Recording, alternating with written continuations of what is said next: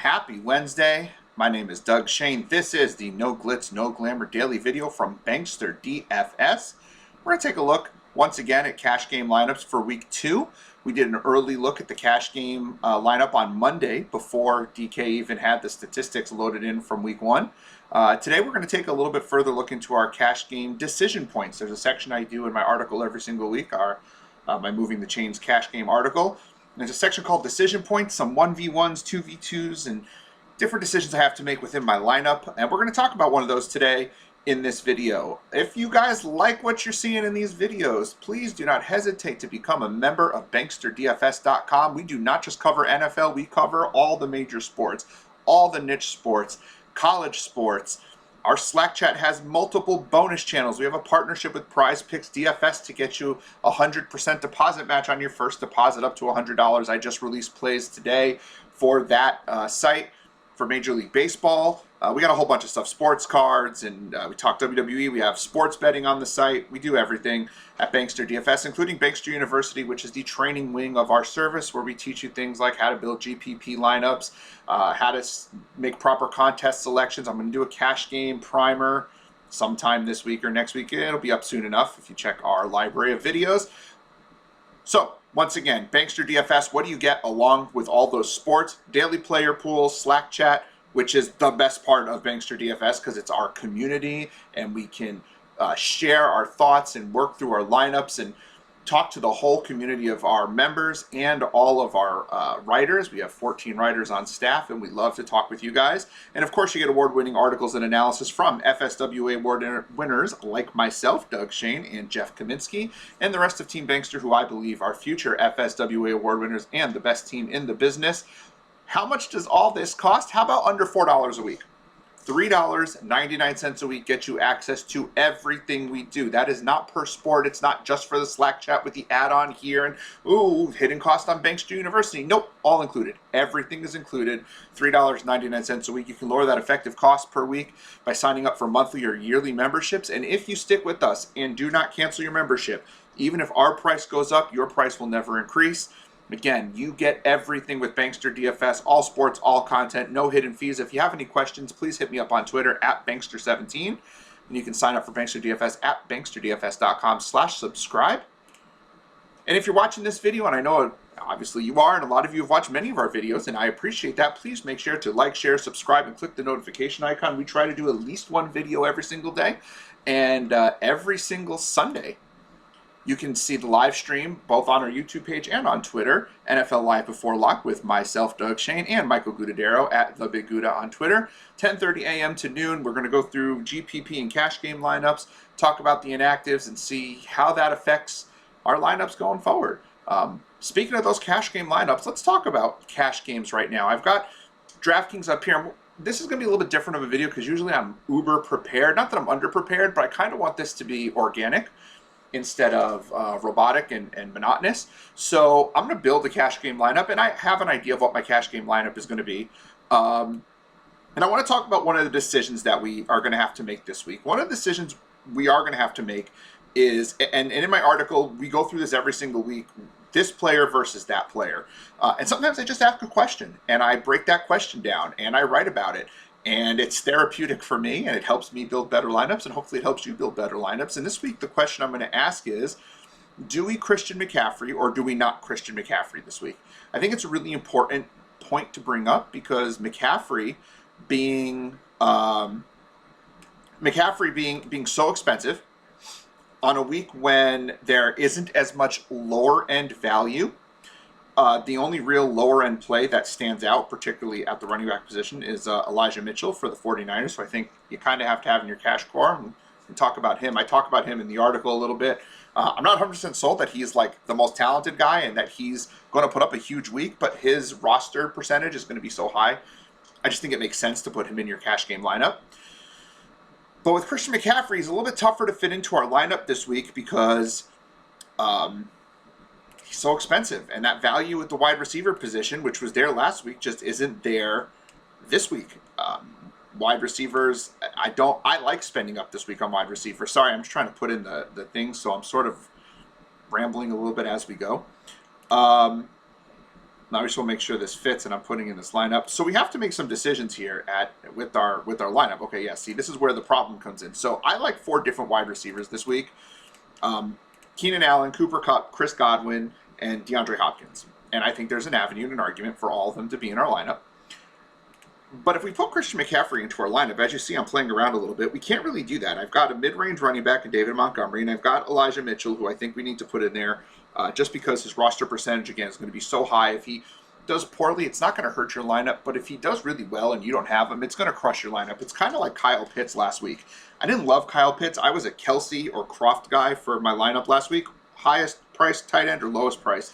But as the week went on, I kind of realized that Kyle Pitts was going to be the most widely rostered tight end. He was a pretty good value, had a decent amount of upside, and if he went off, my lineup was toast. If I used Tyler Croft and he did nothing, and we knew Kelsey would have a great game, but he was also $4,000 more expensive than Kyle Pitts, so that was going to be kind of a problem for me. And so I just decided, you know what, let's eat that chalk with Kyle Pitts. I was able to spend up at a couple other positions in my lineup. And while Kyle Pitts didn't have a great game, he was also in 40% of lineups. And so when he did poorly, it didn't really hurt me that much compared to the rest of the field as one of the, if not the most widely owned player on the slate.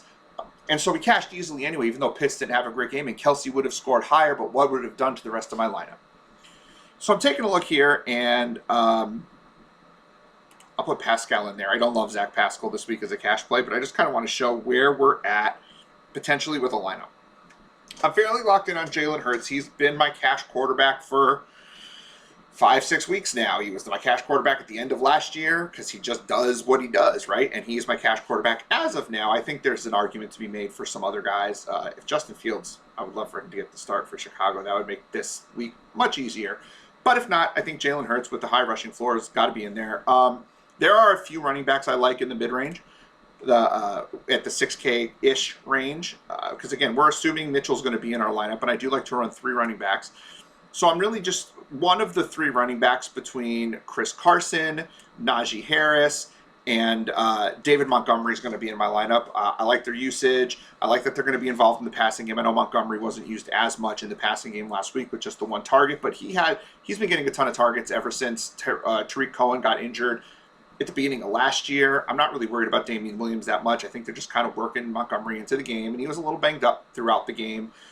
Good matchup against Cincinnati. I really like Montgomery. Najee Harris had 100% of the snaps for a running back. He's the only running back who saw a snap for the Steelers. I do think he's going to come in with a real low roster percentage this week because of his performance last week. But look, he had 3 targets, 16 attempts, so that's 19 opportunities to touch the football. He did only catch 1 pass. The Steelers are going to give him the football, and the Raiders do not have a wonderful rush defense. I'm probably going to end up leaning Harris in tournaments. I mean, I'm going to lean Harris a lot in tournaments. But I do think he profiles really well as a cash game option. But just Montgomery's $200 cheaper, and Chris Carson is $200 cheaper. And Carson, again, he's sitting at home against a Tennessee defense that got lit up by Arizona last week. And while Arizona did it through the air, they also had some success on the ground. Seattle is going to give the ball to Carson about 20 times a game. He had 16 rushing attempts, 3 targets. That's a typical Chris Carson game. He's got no competition for carries in the Seattle backfield, particularly with Penny dinged up. I get Dallas and Collins are okay, but Carson's the guy, right? So he's going to give us the volume we're looking for as a home favorite. I just think he gives us everything we want from a running back. So whether you prefer Carson or Montgomery in that spot, that's fine. Keenan Allen's kind of a lock for me right now. His price is disrespectful, $7,000 against a terrible Dallas secondary. With the amount of volume he gets, it's lock and load. There's nothing that's going to take Keenan Allen in my lineup outside of an injury. I love Cooper Kupp. Tons of volume. Again, 10 targets in week 1. The Colts just got lit up in the passing game by the Seahawks. Kupp gets along with him, and just gets along, but he's really close with Matthew Stafford, so I do think that you're going to find that the connection is there all year. He does run some nice underneath routes, though he did have the long touchdown. The volume's just going to be there. Maybe even if he doesn't score a touchdown, you were looking at 20 points out of Kupp last week. 20 points at 6K, ridiculous. He's fairly well locked into my lineup. Now, there are 2 other receivers I really like on the high end this week. I really like DeAndre Hopkins going up against the Minnesota Vikings defense that got thrown on by Cincinnati last week. Arizona is looking great in the passing game. Kyler Murray was on a historic pace at the beginning of last year before he got hurt.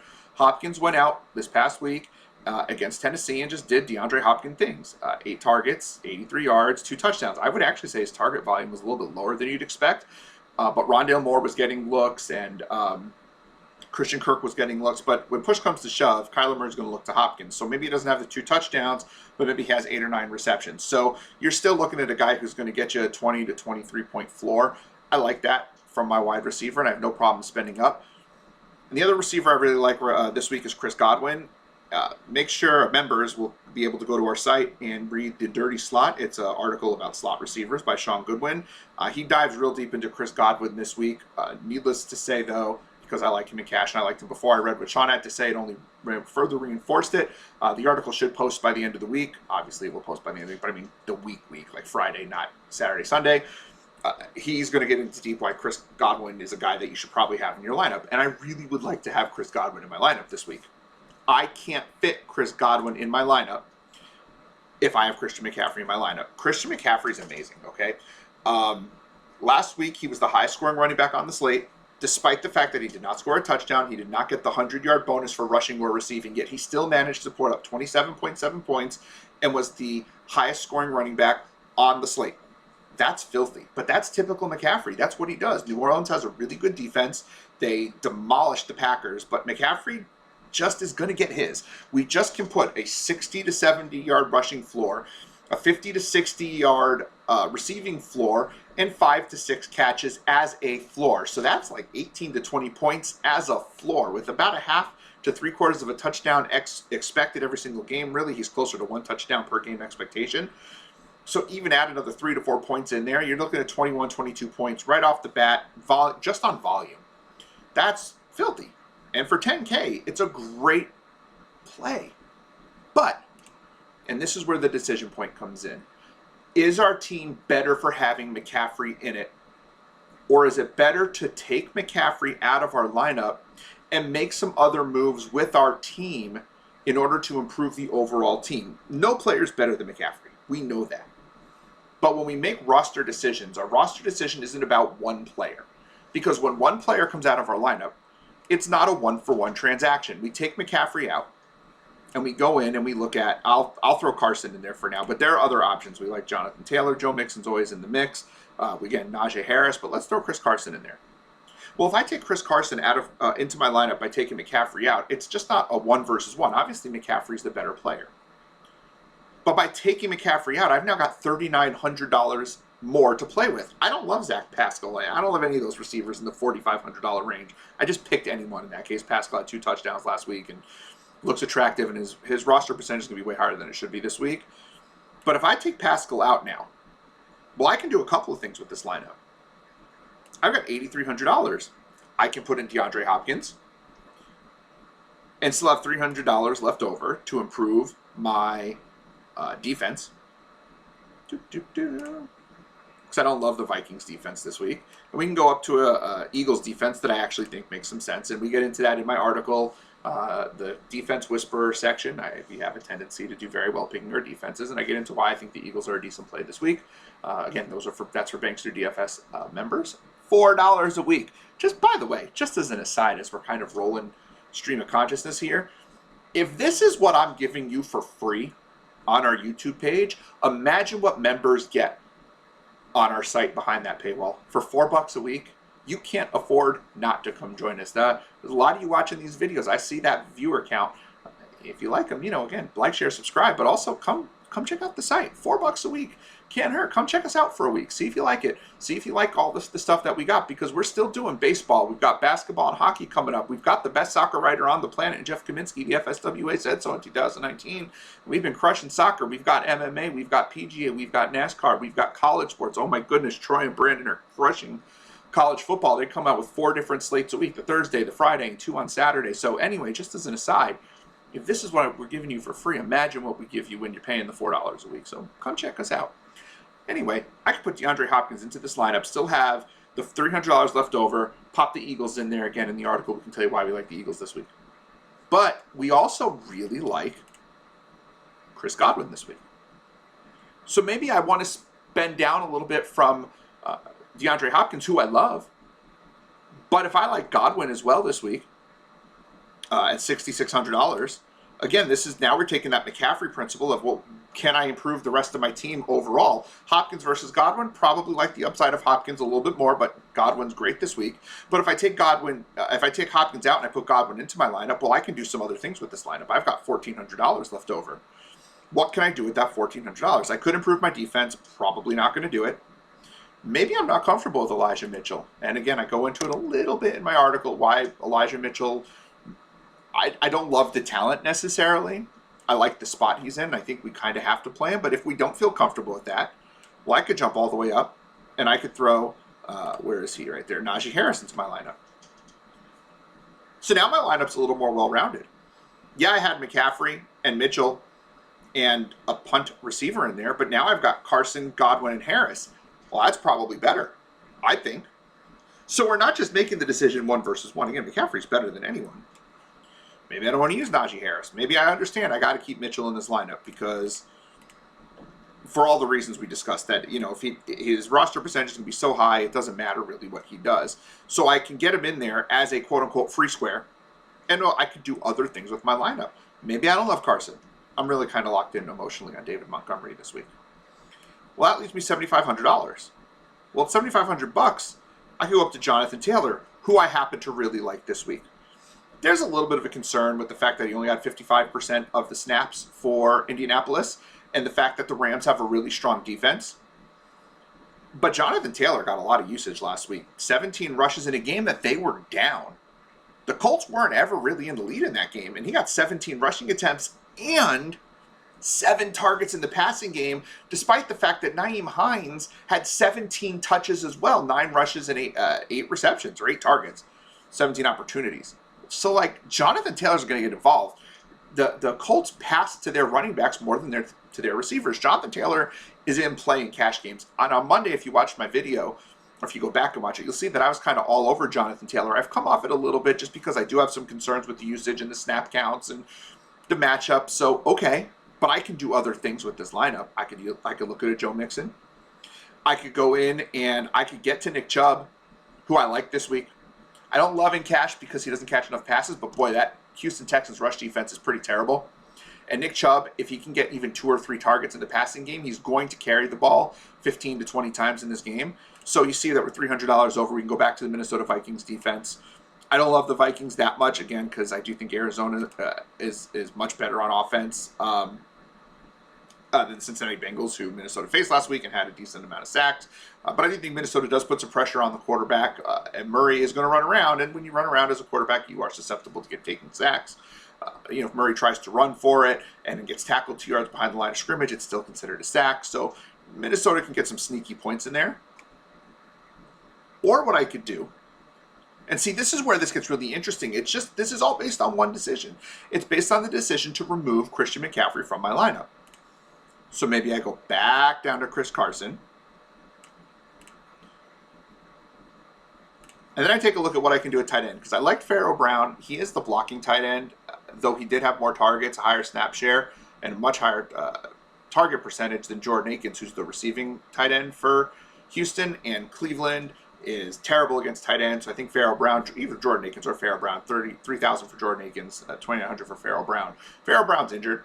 Actually, Pharaoh Brown's out. Jordan Akins at $3,000 makes a lot of sense. But there are other tight ends I like at a higher price point. One in particular that I think could be really good this week is Noah Fant. With Jerry Jeudy out, Noah Fant should see an increased target share, though he had 8 targets against the Giants last week. Jacksonville, clearly bad against the tight end because Pharaoh Brown ripped him last week. Noah Fant makes a lot of sense at that price point. He's a really talented guy. I also happen to think at that similar price point, Jared Cook makes a lot of sense. Dallas got ripped in week 1 by Rob Gronkowski. And so you've got Jared Cook, who had 8 targets week 1, 10 points for $4,000. It could be a little bit better. But with those 8 targets, a little bit of some touchdown expectation. The only issue with using Cook with our lineup is the fact that we happen to have Keenan Allen, and I don't like to stack in cash. But we could go back to Noah Fant. Some people are going to try to go Tyler Higbee. I just don't think Tyler Higbee chalk, and I do think he'll be somewhat chalky at tight end. I don't think he's reliable enough, Tyler Higbee, to be your tight end. but I'm anti-Higbee. So this gives you $2,500, which allows you to play around with your defense. We do like the Eagles. We also like the Colts this week. Again, I go into that in the article as to why I think the Colts are a strong play. And so now what we've done is we've taken Christian McCaffrey and the Vikings defense, which I didn't love. I have reasons we can use them, but I don't love them. And we had Farrell Brown at tight end, and we had a punt wide receiver. But just by removing McCaffrey and putting in Chris Carson, who is a downgrade, right? I can't stress that enough. I've said it a lot, and I can't stress enough. We understand Carson's a downgrade, but is he a bigger downgrade than the upgrade you get from going from your punt wide receiver to Chris Godwin, your punt Farrell Brown tight end to Noah Fant, and your punt Minnesota Vikings defense to the Colts defense? I think those three players can make up the points and then some from using Christian McCaffrey. And really, that's what it's all about. It's those cumulative points. It's not just about the one player's points. The total points I will get from Carson, Goodwin, Fant, and the Colts, in my mind, should be higher than the points I will get from McCaffrey, punt wide receiver, punt tight end, punt defense. That's a lot of the word punt. I mean, if you look at this lineup, I rarely use such a balanced lineup in cash games, but with Elijah Mitchell being kind of a guy you have to use this week, and a number of running backs in that 30 or 6,200 range, right? You've got Harris at 63 and Carson and Montgomery at 61. We've got ourselves an opportunity. And Jalen Hurts, by the way, still being wildly underpriced. Keenan Allen being underpriced. Cooper Kupp being underpriced.